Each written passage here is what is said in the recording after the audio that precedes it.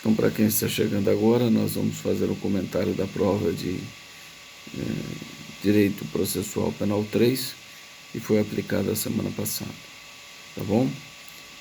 E a Isabela irá fazer a leitura das perguntas e eu farei o comentário das respostas.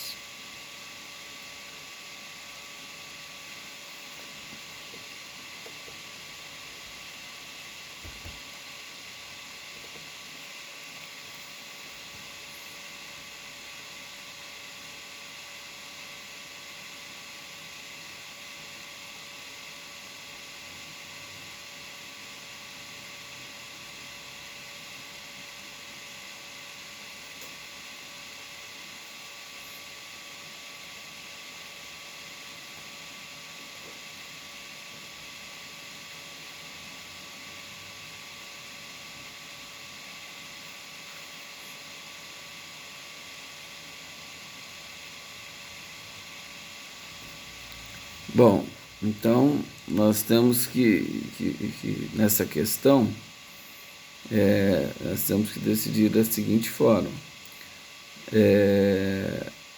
O sujeito, ao tempo, estou só anotando aqui para não esquecer, ao tempo do crime, ele era imputável, certo? Quando ele praticou o crime, ele era imputável. Portanto, antes da sentença,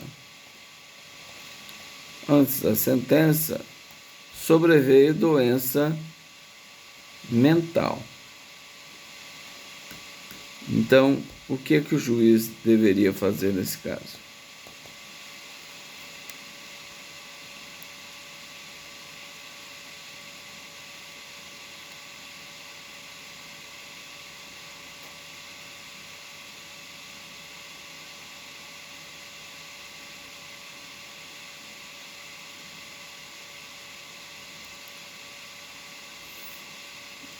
Tá, cortou o microfone ainda, mas já entendi.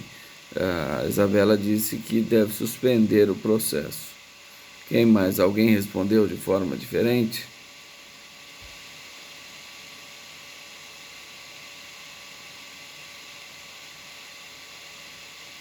Qual o fundamento?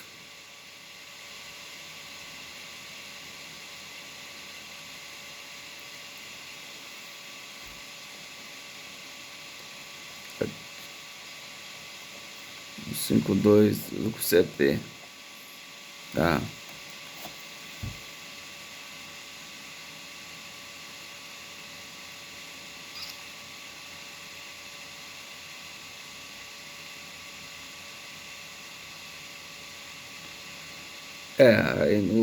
Nesse caso, o juiz poderia adotar uma medida cautelar alternativa do artigo 319, que fala que é a internação provisória,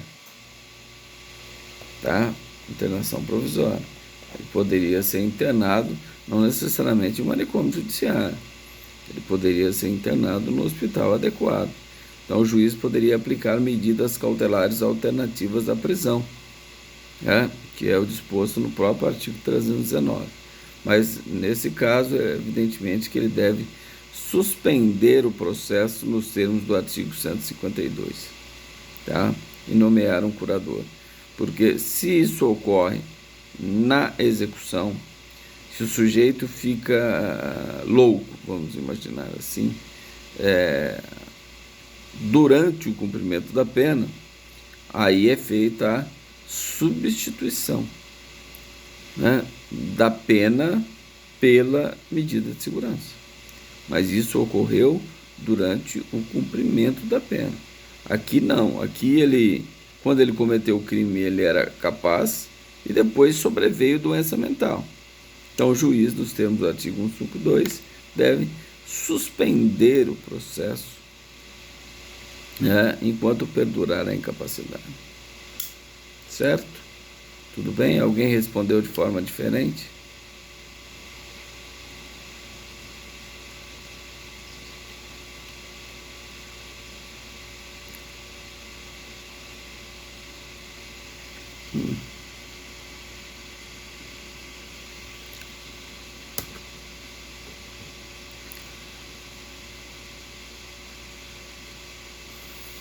Mas tem que explicar que o principal que eu queria que o juiz tem que fazer é suspender o processo. Porque o juiz não vai dar sentença, né? Ele vai suspender o processo. O sujeito ficou louco antes da sentença. Então, com base na prova pericial, ele vai simplesmente suspender o processo. Tá? Instaura-se o incidente de insanidade mental, provou que ao tempo da ação ou omissão ele era capaz, então ele poderia ser julgado normalmente, mas aí ficou louco, não dá para ser julgado, então tem que suspender o processo, enquanto perdurar a incapacidade nos termos do artigo 152. Tá bem?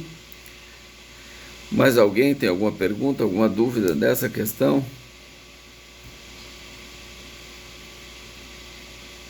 É?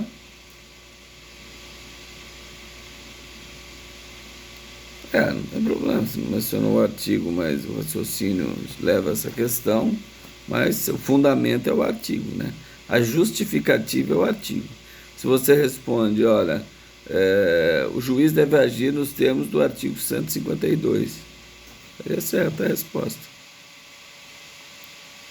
Mesmo que você tenha... agora, quem explicou tudo, tal, também vou considerar, lógico, analisando os pontos de vista, mas a resposta é de uma linha, né? Podendo aplicar as medidas cautelares alternativas do artigo 319. Tá? Apesar que o artigo 152 remete ao parágrafo 2º do artigo 149. Tá? Mais alguém colocou alguma resposta diferente? Ou tem alguma dúvida sobre a questão? Pois não. Estou ouvindo, pois não.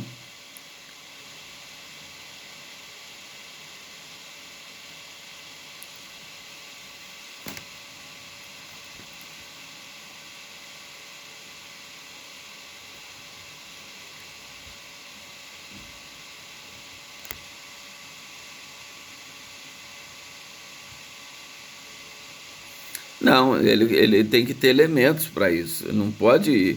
O que acontece? O sujeito tem um comportamento lá de louco. Então, o que fez? Instaurou incidente de sanidade mental.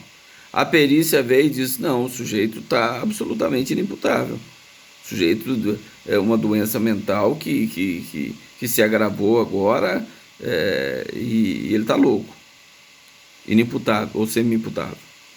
Nesse caso, com base nessa prova, estabelecendo o contraditório, ouvindo o Ministério Público, ouvindo o curador que foi nomeado, o juiz vai dar essa decisão diante do exame pericial, insanidade, decreto a suspensão do processo enquanto perdurar a incapacidade.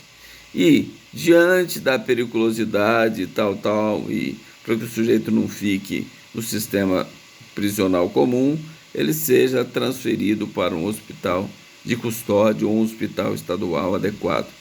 Isso como convertendo a medida da prisão preventiva até mesmo em medida cautelar, aplicando a hipótese, salvo engano, do artigo 319, inciso 7 do Código de Processo Penal.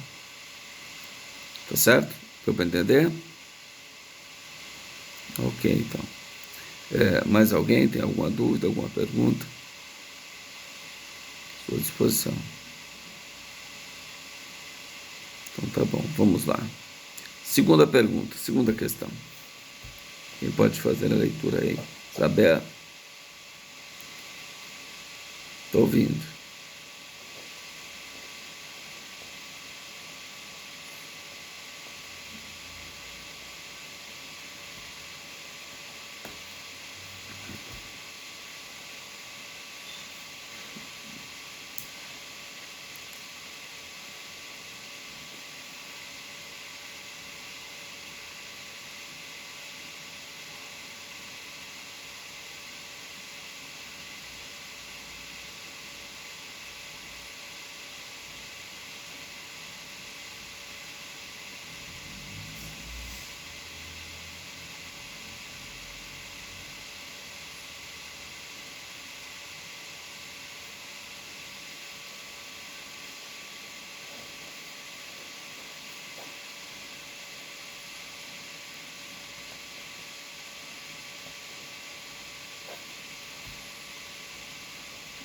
Então,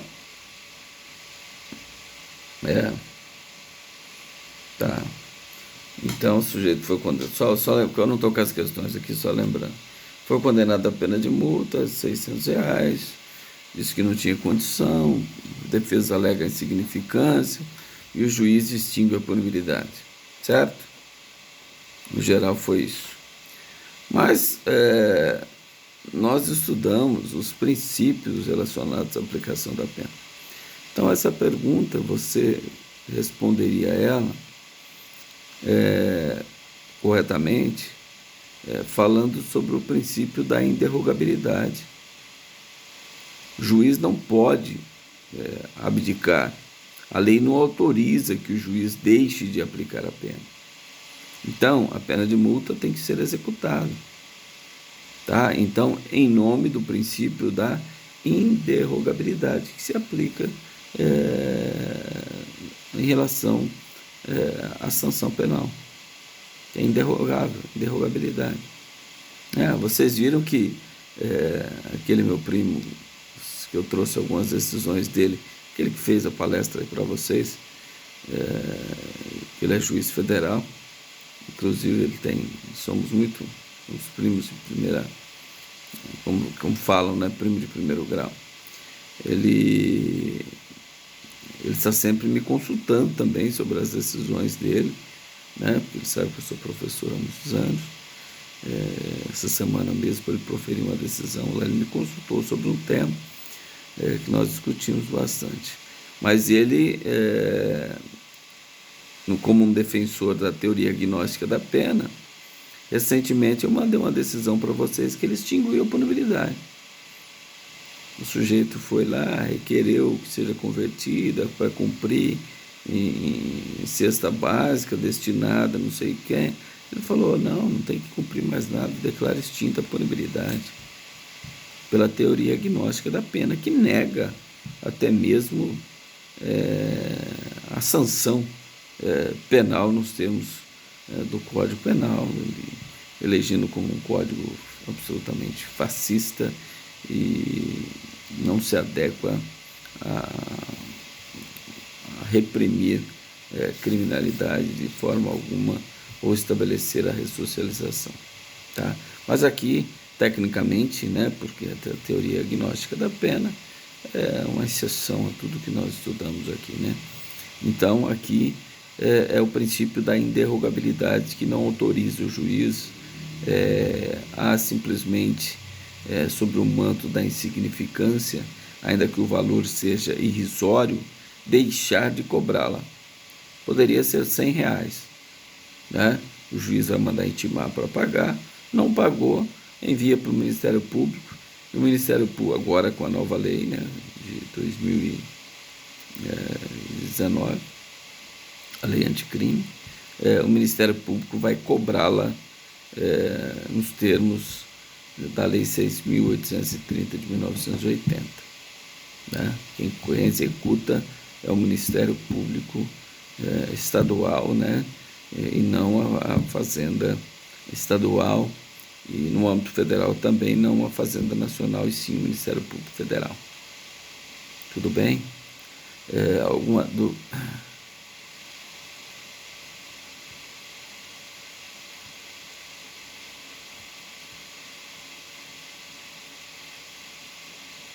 Tudo bem, mas eu perguntei, o procedimento do juiz está correto? Não. Quando ele fala da insignificância e tal, você tem que explicar o quê? Ora, o juiz não pode deixar de cobrar a multa. Como que ele vai cobrar a multa? Tá, ele vai ver o que estabelece a lei. Né? O artigo do 51 diz, olha, a multa não pode ser convertida em privativa, ela é dívida de valor. Mas não foi isso que eu perguntei. A decisão do juiz em deixar de cobrar a multa, alegando o princípio da insignificância, é legal ou ilegal? Né?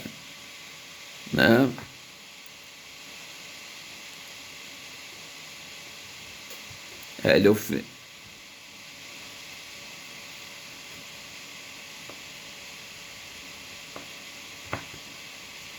Eu vou analisar a resposta de cada um, mas aqui nós estamos diante do juiz estaria incorreto porque o princípio da inderrogabilidade, que é um dos princípios que norteiam a aplicação da pena, não autorizam, não autoriza o comportamento dele na forma que ele decidiu. Ponto final. Tá bom? Mais alguém fez alguma pergunta, uma resposta diferenciada aí? Ou tem alguma dúvida?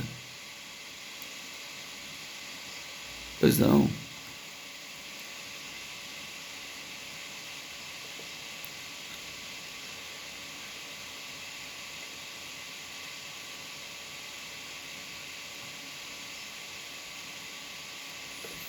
Sim, não, eu vou analisar todas as respostas, mas o que eu quero aqui é assim, resposta de uma linha você responderia.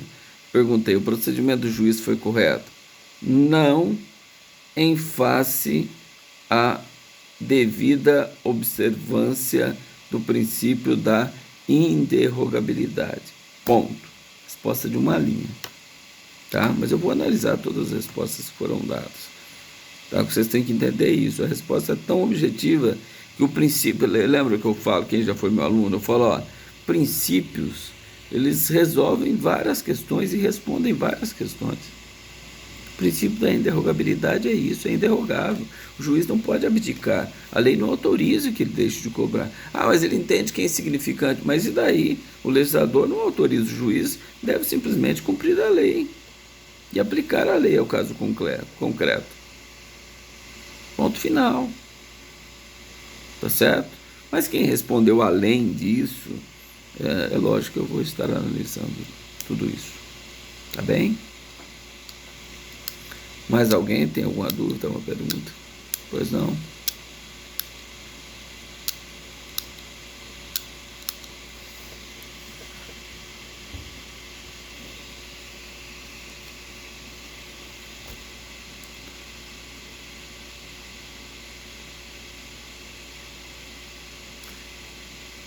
Então não, mas a pena de multa, o valor que foi significante, né? Pode ser que o sujeito, eu não disse que ele foi absolvido ou condenado. Pode ser que ele respondeu um crime de roubo. O juiz aplicou a pena, ele está cumprindo a pena. Aí vem executar também a pena de multa. Quando vem executar que ele é intimado para pagar a multa, é, a defesa alega, olha, ele não tem condição de pagar a multa, que ele está desempregado, isso. Aí o juiz vem e diz, olha, entendo que o valor da multa é insignificante, mas como que ele aplicou a multa? Utilizando o critério legal, o critério que a lei indica. Até aí ele está ok. O que ele erra é quando ele deixa de cobrar a multa falando que o valor a ser cobrado é insignificante.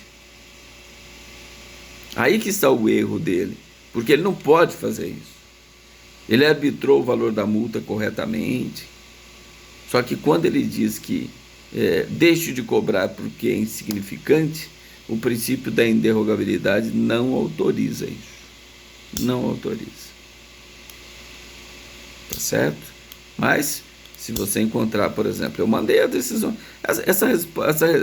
quem que tivesse respondido e fundamentado na teoria agnóstica da pena, vocês têm aí essa decisão que eu mandei para vocês no grupo do WhatsApp da sala. Essa decisão lá do juiz federal, lá do meu primo, lá de Ilhéus, que ele deu naquele caso. Falou, não, entendo que vou extinguir a pena e acabou. O sujeito queria o sujeito já era de idade, 70 anos, queria que substituísse a pena dele por uma pena de prestação pecuniária. Meu primo analisou e falou, não, extingo a punibilidade. Acabou. Então, existia a possibilidade de ter uma fundamentação nesse sentido, quem tivesse lido aquela sentença. Tá certo? Tudo bem? Mais alguém? Mais alguém tem alguma pergunta, alguma dúvida sobre essa segunda questão? Tranquilo? Então vamos lá, terceira questão.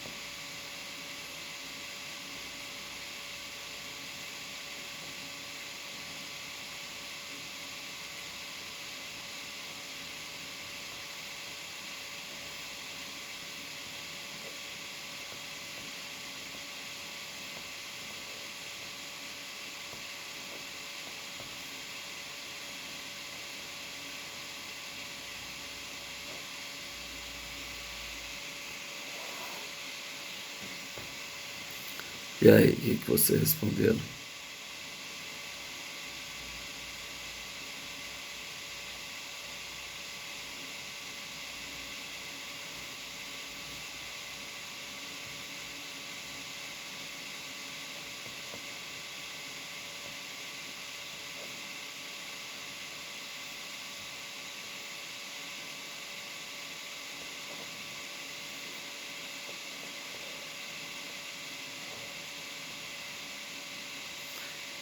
Então a resposta é bem tranquila, né? A resposta poderia ser assim, está correto o que ela respondeu, mas poderia ser assim, eu não sei qual foi a pergunta que eu fiz, só a pergunta que eu fiz, eu não estou sem material aqui.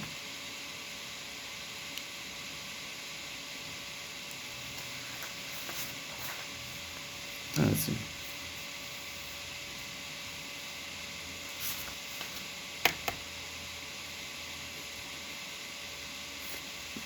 Sim, então a justificativa está aí no artigo 97, mas a pessoa dizendo, olha, ele está no período de prova, então ele cometeu um fato indicativo de periculosidade, ele vai voltar para a situação anterior. Então, se ele estava internado em hospital de custódia, independentemente da análise do outro comportamento dele, ele vai voltar a ser internado. Restabelece a situação anterior. Por quê? Durante um ano ele ficará monitorado assim, no sentido de em observação. Qualquer fato que indica periculosidade, ele retorna ao estado anterior. Então, nesse caso, uma tentativa de estupro, além de ser considerado crime, isso indica a periculosidade. Então, independentemente de qualquer solução dessa questão da tentativa de homicídio, de estupro, ele já vai voltar ao estabelecimento de custódia onde ele estava, tendo em vista que no período de prova de um ano ele cometeu esse ato que indica a periculosidade. Aí o artigo 97 responde tudo isso aí. Certo? Tudo bem? Alguém entendeu não entendeu essa questão? Ou respondeu de uma forma diferente?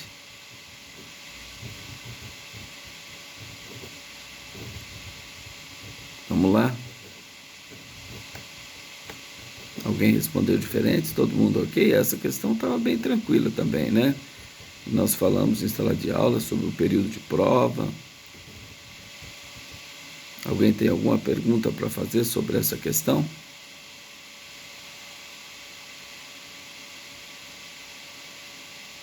Tranquilo? Então vamos lá, vamos passar então para o quarto. Vamos lá.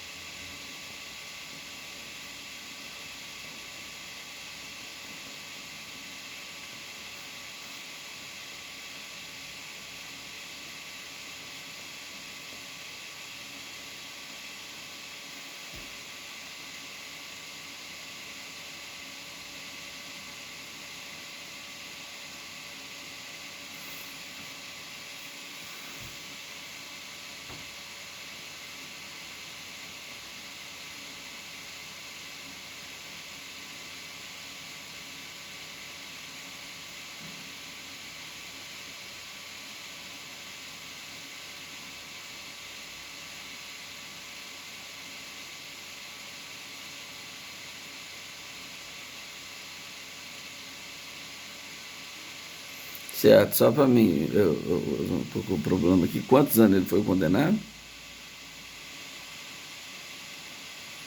Tá, 30 anos, né? Então, é, aí eu tenho a data aqui, 20 de abril de 2007, né? Então, 2/5, né? De 30 daria 12 anos. Por quê? Mas por que 2/5? Porque a lei, salvo engano, que alterou os crimes hediondos para 2/5, foi de 28 de março de 2007. Então, até março de 2007, se ele tivesse cometido o crime em março de 2007, ele deveria cumprir 1/6.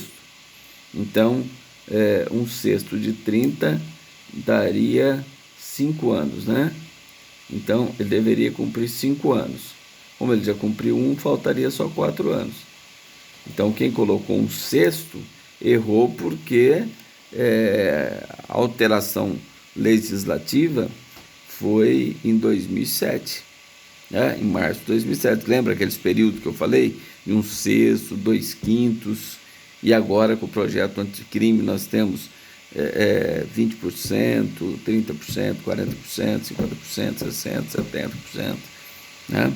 Mas como foi depois da mudança da lei, aí já entra nos 2/5. Então, isso que eu queria que vocês respondessem.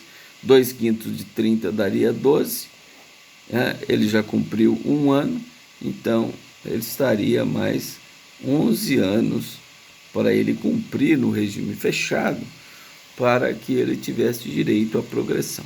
É lógico que tem o requisito subjetivo, mas aqui o objetivo era vocês estabelecerem o cálculo da pena, ou seja, lapso temporal, critério objetivo. Tudo bem?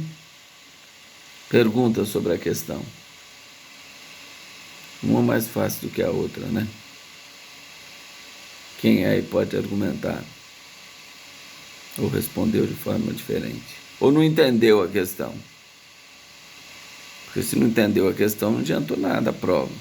Nem tem que entender a questão. Professor, eu não entendi a questão, por isso que eu errei, ou por isso que eu não consegui responder.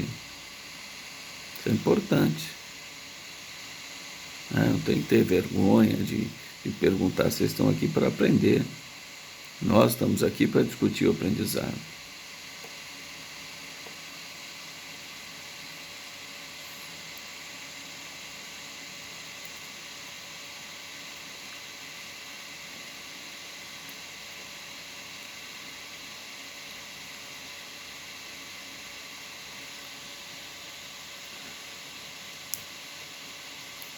Então, justamente eu coloquei isso, porque quem for prestar um OAB na área penal vai ter que saber desses marcos, né, desses marcos de mudança, né? Então, até 28 de março, era um sexto, que o Supremo reconheceu um controle difuso de constitucionalidade, um recurso extraordinário em habeas corpus.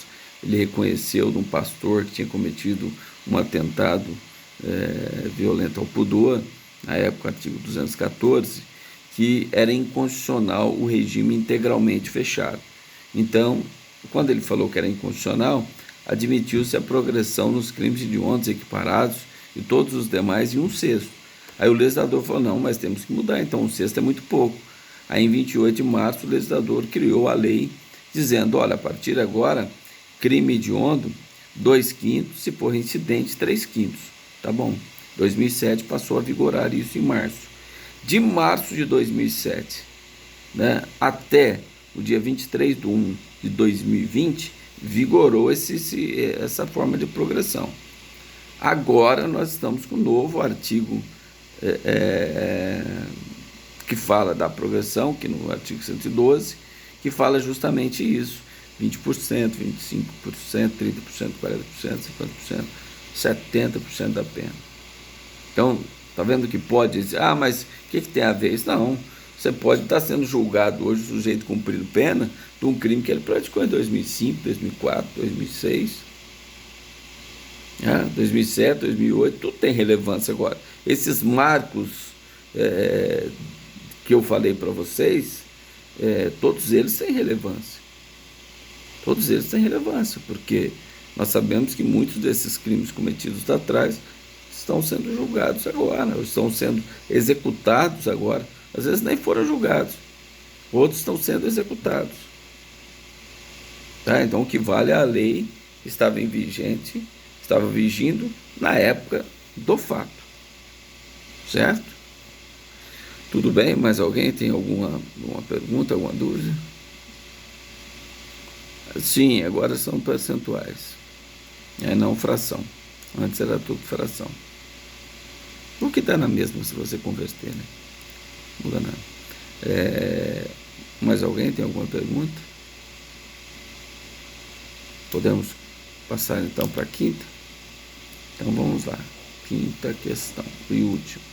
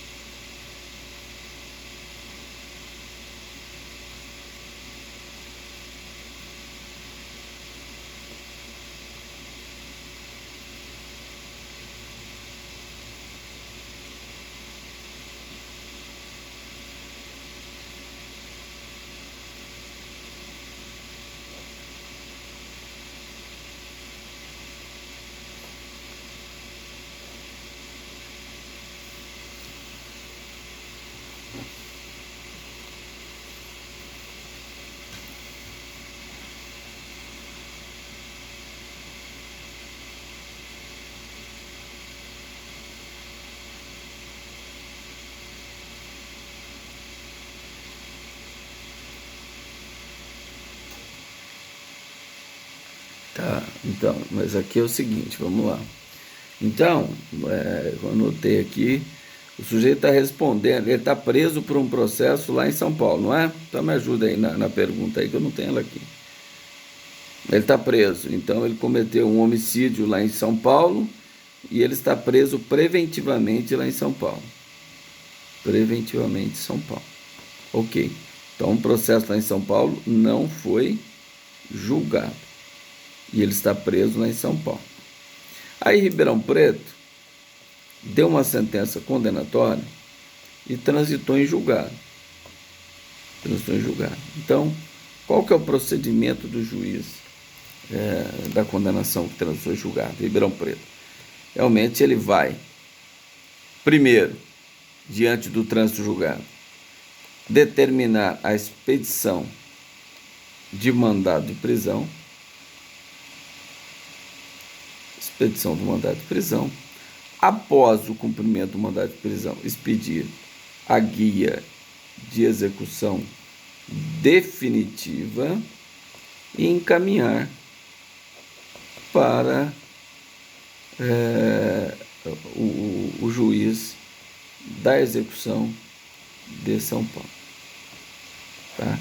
Esse seria o procedimento do juiz. Né? Então, sem o mandado de prisão, não expede guia de execução. Então, a primeira coisa que o juiz de Ribeirão Preto deveria fazer diante da condenação é expedir o mandado de prisão. Se o mandado de prisão não for cumprido, e nesse caso vai ser cumprido, por quê? Qual é a facilidade de ser cumprido? O sujeito não está lá na cadeia? Ah, mas ele não está preso. Tá, mas por que tem que cumprir o mandado de prisão? É lógico que tem. Porque se não cumprir o mandado de prisão aqui, e se for revogada a prisão preventiva lá em São Paulo? Então, o juiz de Ribeirão Preto pede o mandado de prisão, vai uma ordem lá na cadeia, dizendo, olha, tem um mandado de prisão aqui para você. Assina aqui uma cópia do mandado de prisão que você está ciente que o juiz de Ribeirão Preto determinou a sua prisão, tendo em vista o trânsito julgado da sentença. Então, expediu o mandado de prisão lá para São Paulo. Voltou o mandado de prisão aqui para Ribeirão Preto, o juiz vai determinar a expedição do quê? Da guia de execução definitiva. Aí manda para São Paulo, onde ele está preso, porque a execução segue o preso. Aí a execução definitiva. Aí vai formar as principais peças do processo, denúncia, decisão confirmatória, se for pronúncia, acórdão, seja do Tribunal de Justiça, do STJ, do STF, as principais peças do processo. E manda tudo para São Paulo, lá para o juiz da execução, que vai cuidar do preso. Aí, quando o sujeito for condenado pelo crime lá de São Paulo, aí sim faz a unificação, né? Vai fazer a detração penal naquele crime lá de São Paulo, pelo tanto de pena que ele já cumpriu, somam-se as penas daqui de Ribeirão Preto e lá de São Paulo, e aí faz a unificação. Eu nem perguntei isso, eu só perguntei o que o juiz de Ribeirão Preto, qual o procedimento que ele devia adotar. Tudo bem? Pois não.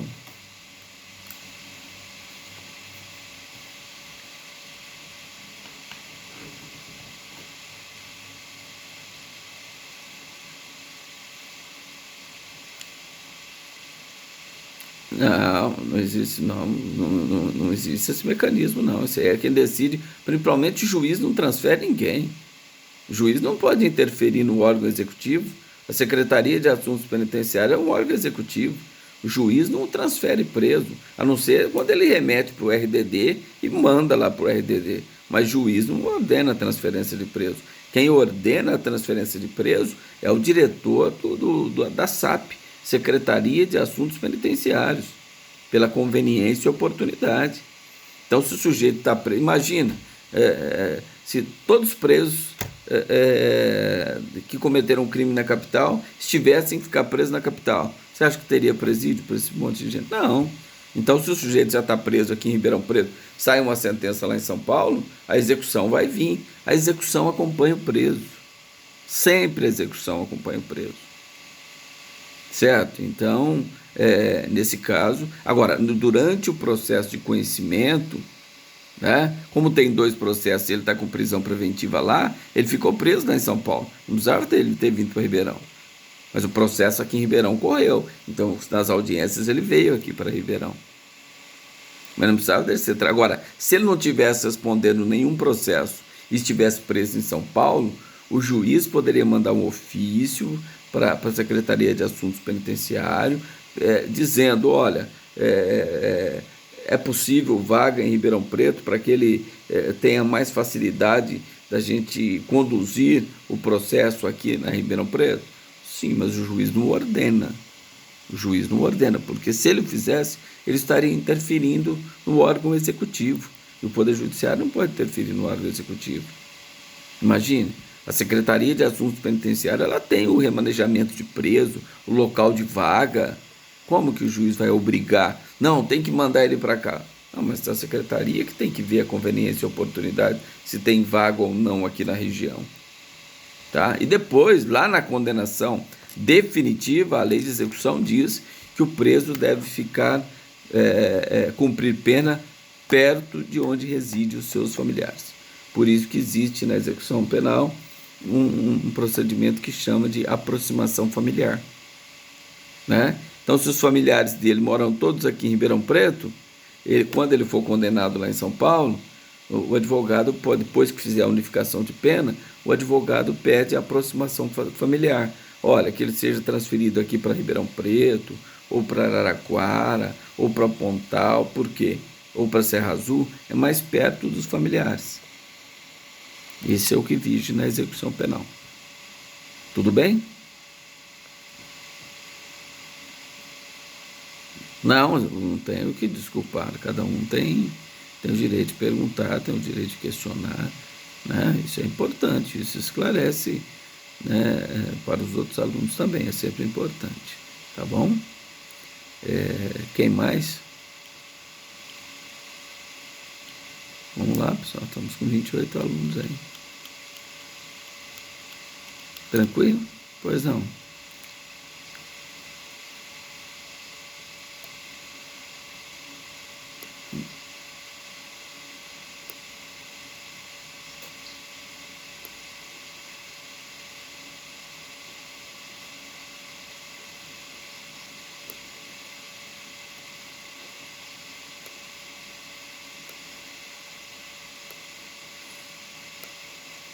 Então, justamente a teoria gnóstica é uma negação a todo sistema, né? A esse sistema punitivista.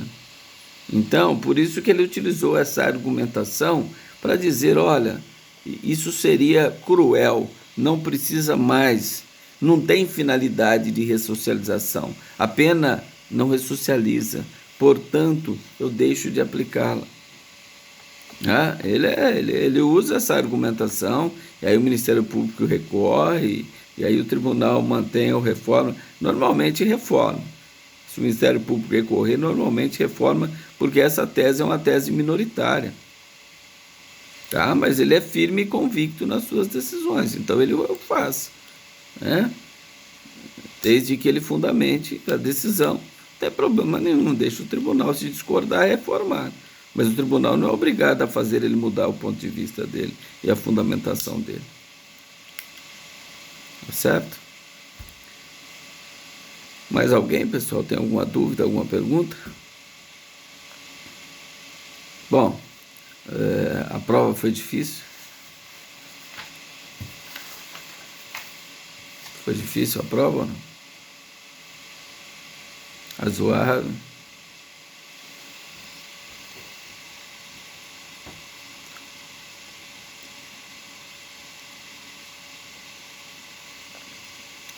Então, mas vocês têm que tomar cuidado porque quando a gente fala em tempo, então nós temos 90 minutos. 90 dividido por 5 daria 18. 18 minutos por questão. Então vocês teriam 18 minutos para cada questão.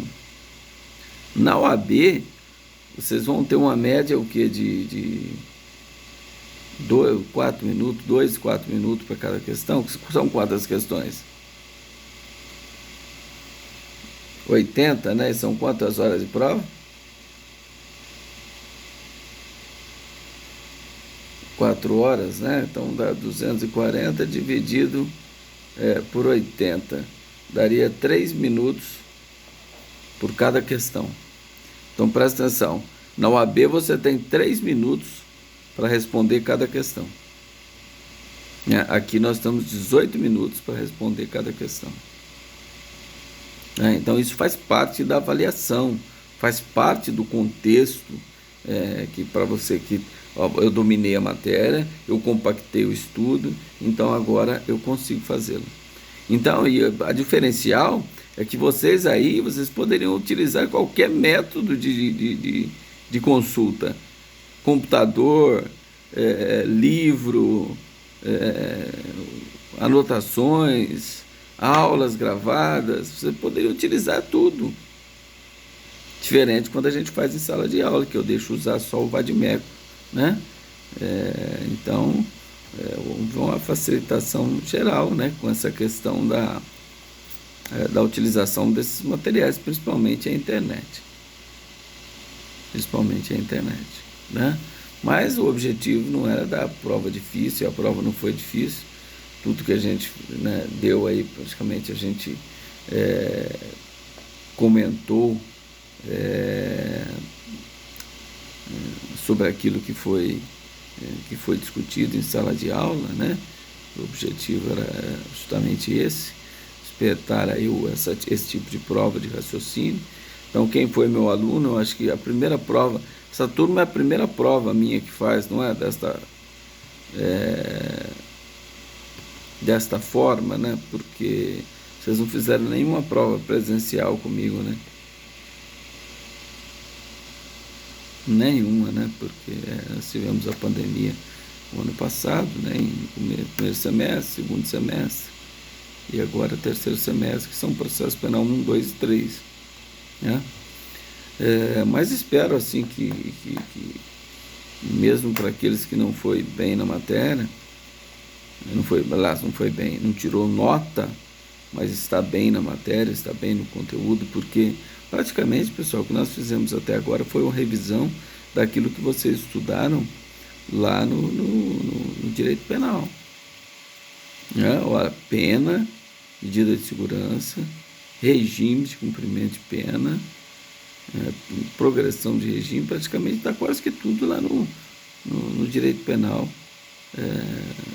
lá na parte geral. Tá bem? Então, tem que colocar esse ponto também, que aqueles que não estão muito bem no curso têm que começar a ler novamente a matéria, né, com mais tempo e mais cuidado, né?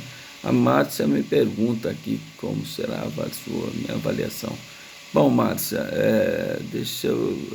você quer falar? Pode falar. Bom dia. Bom dia.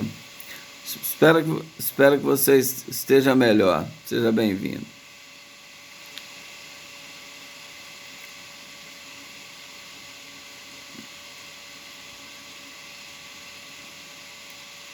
Daqui a pouco estará recuperada, se Deus quiser.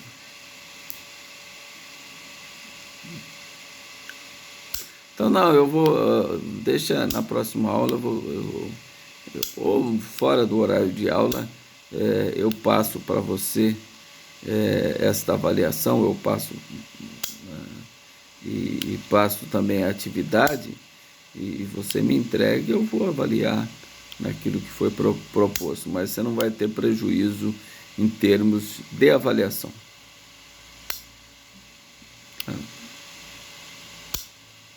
Então, tá tudo gravado aí, mas a gente resolve isso aí, tá certo? O importante é que esteja bem e retorne aí gradualmente ao nosso curso, tá bem? Bom, pessoal, então discutimos a prova, né? Ainda vou corrigir a prova e nós vamos ter uma novidade que a partir da próxima aula, esse semestre, da agora em diante, nós vamos trabalhar com seminário. Lembra que eu pedi a participação de vocês? Então, essa disciplina, o segundo bimestre, é seminário. Nós vamos dividir a sala em grupos de 3 alunos e vocês vão expor aqui para mim os temas que eu vou explicitar e mostrar para vocês na próxima aula.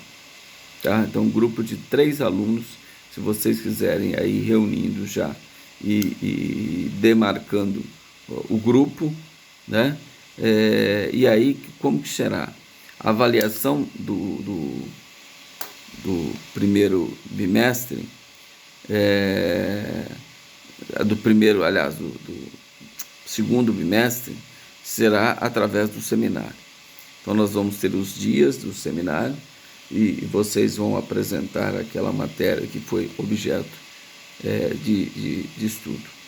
Tá? Vocês vão abrir a câmera e vão apresentar para mim o conteúdo que vocês dividiram aí entre os 3 colegas sobre o tema proposto. Tá? Isso é muito importante porque vocês estão saindo da faculdade.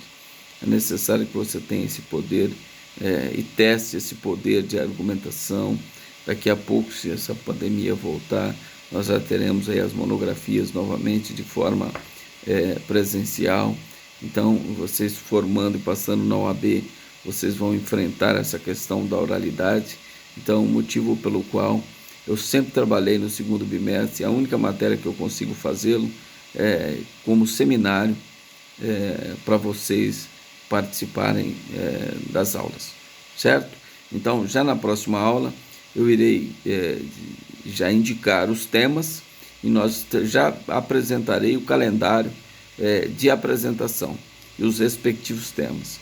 Aí, nós vamos escolhendo aqui os temas e os grupos que vão pegar cada tema para discutir sobre a execução penal.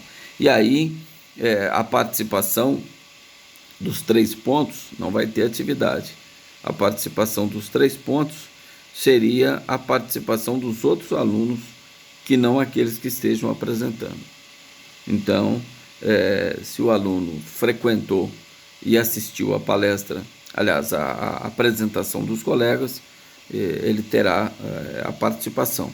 Se ele não assistir, ele não terá a participação. Ele só vai fazer o seminário valendo de 0 a 7. Tá? E não esqueçam que é uma prova, pessoal. É uma prova, o seminário é uma prova e tem a participação. Tá? Não admite leitura, apontamento, sim. Eu marcar o tópico lá, vou falar agora sobre o direito do preso. Então, letra A, eu vou ler. Tá? Agora eu vou explicar. Como que é esse direito do preso aqui? Como que é? Até onde ele vai, quais as consequências, tá? Quais as garantias? Nada de leitura. Apontamento, sim. Leitura, não. E para isso é necessário só uma coisa: o domínio daquilo que você se propõe.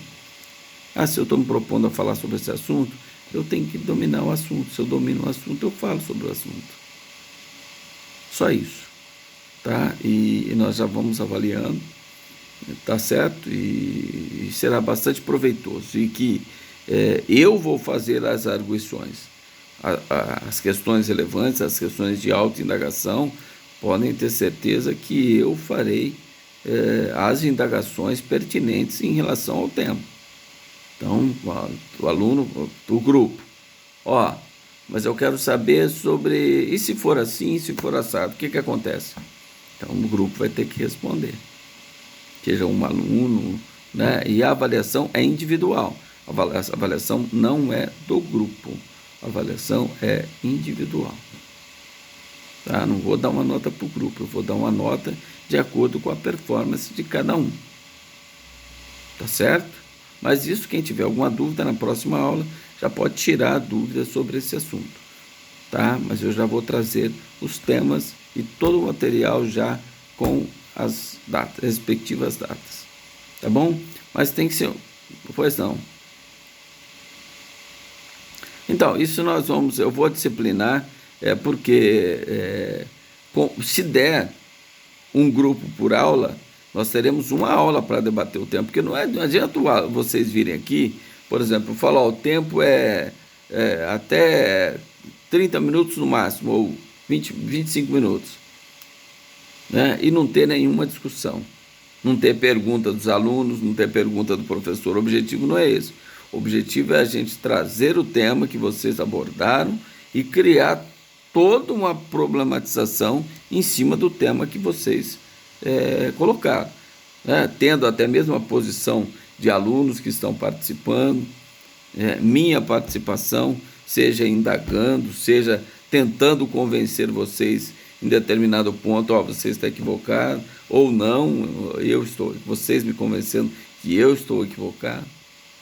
Tá? Então será assim, mas eu irei disciplinar isso. Mas se der para fazer um grupo por aula, tranquilamente, nós temos sempre para debater e muito as questões que forem apresentadas. Pois não.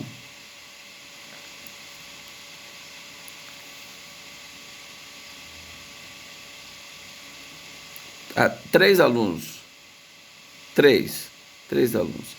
Então, vocês têm o grupo de sala aí, aquele aluno que às vezes não é da classe, né, ele se interage com os outros ali e vai formando o grupo, tá bom? Quem é a dona Márcia, está com a mão levantada.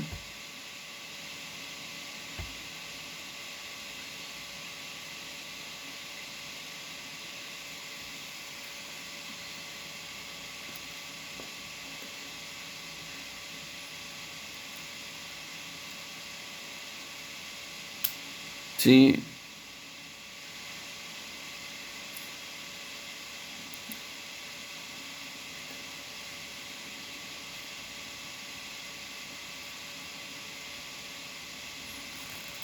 Sim, eu que agradeço, mas olha, vocês vão ter que tirar também as minhas dúvidas, não se esqueçam disso, né?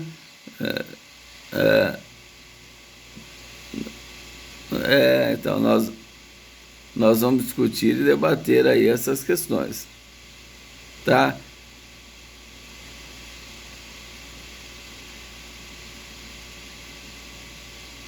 Então, isso é importante, né? Como vocês estão saindo agora, felizmente nós não temos condição de fazer o júri simulado por uma questão sanitária, né? Que nos impede, mas quem sabe aí o semestre que vem já voltamos, se Deus quiser, né? Vocês no 10º período e eu coloco vocês para fazer o júri simulado. Mas esse seminário já é uma forma da gente mudar o estilo, né? Mas com a participação dos colegas, não adianta não ter participação. A sala tem que estar presente para a gente discutir e um colega privilegiar o outro colega, né? Isso é muito importante, né? Não é porque o grupo está apresentando, o aluno vai fazer uma pergunta e estaria, eu quero prejudicá-los. Não é isso. Então, não vai ser essa questão, tem que ser pelo contrário. É uma forma de contribuir, enriquecer, para que todos nós